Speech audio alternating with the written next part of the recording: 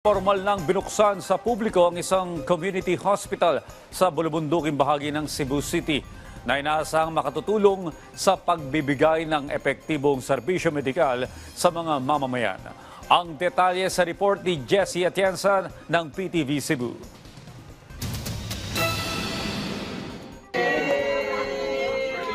Ito na ang hudyat ng formal na pagbubukas ng operasyon ng Guba Community Hospital, ang magsisilbing extension ng Cebu City Medical Center, kung saan maaring mabigyan ng serbisyong medikal ang mga mamamayan na nasa bundok na bahagi ng Cebu City. Meron itong storage rooms, delivery at operating room. Naipatayo ang community hospital sa pagtutulungan ng LGU ng Cebu City at ng Department of Health na siyang nagbigay ng pondo. Ayon sa LGU ng Cebu City, magdadagdag pa sila ng mga medical equipment para mas mapabuti at mapalawak ang mga serbisyong maibibigay sa mamamayan.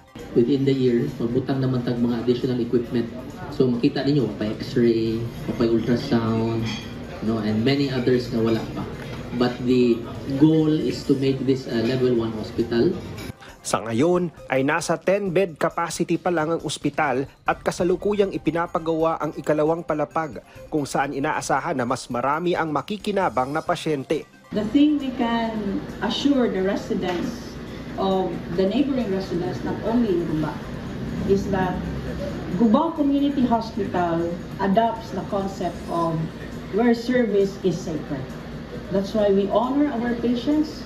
We have our focus on customer care. We have our focus on advancing medical technology. Bahagi ang community hospital sa layunin ng LGU na pagbago ng healthcare architecture para sa mga mamamayan.